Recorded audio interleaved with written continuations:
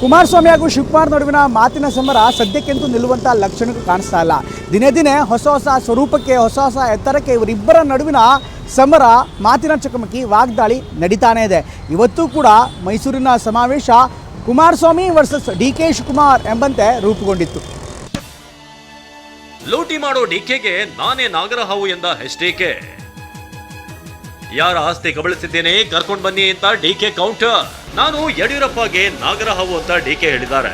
ಆದ್ರೆ ಲೋಟಿಕೋರ್ನಿಗೆ ನಾನೇ ನಾಗರಹಾವು ಅಂತ HDK ಬೆಂಕಿಯುಗಳಿದ್ದಾರೆ. ಈ ರಾಜ್ಯವನ್ನ ಲೂಟಿ ಮಾಡತಕ್ಕಂತ ಬಡ ಕುಟುಂಬದ ಹೆಣ್ಣು ಮಕ್ಕಳ ಆಸ್ತಿಗಳನ್ನ ಲಪಟಾಯಿಸಿರ್ತಕ್ಕಂಥ DK ಶಿವಕುಮಾರ್ಗೆ ನಾಗರಹಾವೇ ನಾನು, ಅದು ಯಡಿಯೂರಪ್ಪನವರು ಹೇಳಿದ್ದಾರೆ. ಅದು ಯಾವ ಬಡವನ ಆಸ್ತಿ ಅಂತ ಕರ್ಕೊಬಂದು ಅವನ ಆಸ್ತಿ ಕಳ್ಕೊಂಡಿರೋನ್ನ ಕರ್ಕೊಬಂದು ನಿಲ್ಲಿಸ್ಬಿಟ್ರೆ ಬಹಳ ಒಳ್ಳೆಯವನು. ಇನ್ನು ಕೇವಲ 19 ಸೀಟು ಗೆದ್ರು ನನ್ನ ಅಧ್ಯಕ್ಷತೆಯಲ್ಲಿ 136 ಸೀಟು ಬಂತು ಎಂದಿದ್ದ DK ಶಿವಕುಮಾರ್ ಮಾತಿಗೂ ತಿರುಗೇಟು ಕೊಟ್ಟಿರುವ ಕುಮಾರಸ್ವಾಮಿ, ಮೊನ್ನೆ ಲೋಕಸಭೆಯಲ್ಲಿ 8 ಬಂತಲ್ಲಪ್ಪ, ಅದಕ್ಕೇನ್ ಹೇಳ್ತೀಯಪ್ಪ ಅಂತ ಕುಟುಕಿದ್ದಾರೆ. ಕುಮಾರಸ್ವಾಮಿ, ನಿನ್ನ ಮುಖಂಡತ್ವದಲ್ಲಿ 19 ಸೀಟ್ ಮಾತ್ರ ಗೆಲ್ತು. ಈ DK ಶಿವಕುಮಾರ್ ಮುಖಂಡತ್ವದಲ್ಲಿ ಅಧ್ಯಕ್ಷತೆಯಲ್ಲಿ 136 ಸೀಟ್ ಗೆದ್ದಿದೆ.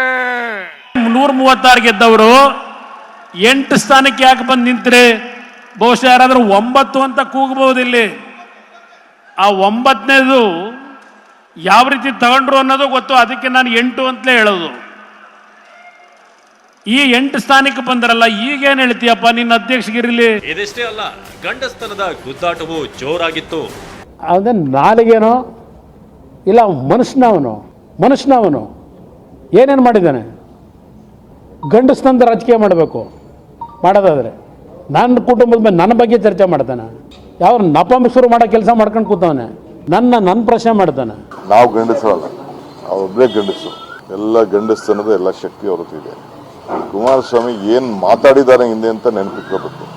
ನನ್ನ ಮಿಲಿಟ್ರಿ ಇವ್ರು ಬಂದು ಕರ್ಕೊಂಡು ಹೋಗ್ತಾರೆ ಅಂತ ಹೇಳ್ದ, ಅಂದರೆ ವಾಪಸ್ ಜೈಲಿಗೆ ಹೋಗ್ತೀನಿ ಅಂತ. ನಾನು ಜೈಲು ನೋಡಿರೋನು, ಅವನು ಬಂದು ನಾನು ಜೈಲಲ್ಲಿ ನೋಡಿದ್ದಾನೆ.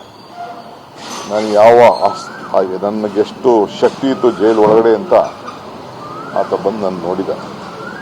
ಗೊತ್ತಾಯ್ತಾ? ಸಿದ್ದರಾಮಯ್ಯಗೆ ಯತೀಂದ್ರ ಕರೆ ಮಾಡಿದ್ದಕ್ಕೆ ಅಪಯ ಅಂದ್ರು ಅಂತ ಕುಮಾರಸ್ವಾಮಿ ವ್ಯಂಗ್ಯವಾಡಿದ್ರು. ಟಿವಿನಲ್ಲಿ ಹೇಳ್ತಾರೆ, ಬರ್ತಾ ತೋರಿಸ್ತಾರೆ, ಅಪಯ. ನಾನು ಹೇಳಿಲ್ವಲ್ಲ, ಅದು ಯಾವುದದು? ನಾನು ಹೇಳಿದ್ದಲ್ಲ ಅದು ಅಪಯ. ಯಾರು ಹೇಳಿದವರು? 6 ಅಂತ. ನಾನು ಕೊಟ್ಟಿರೋದೇ ಇದು ಅಂತಾರೆ. ಹೀಗೆ DCM DK ಶಿವಕುಮಾರ್ ಹಾಗೂ HD ಕುಮಾರಸ್ವಾಮಿ ನಡುವಿನ ಮಾತಿನ ಕಾಳಗ ಜೋರಾಗಿದೆ. ಈ ಕದನ ಮುಂದೆ ಯಾವ ಸ್ವರೂಪಕ್ಕೆ ತಿರುಗುತ್ತೋ ಕಾದು ನೋಡಬೇಕು. Bureau report, TV9.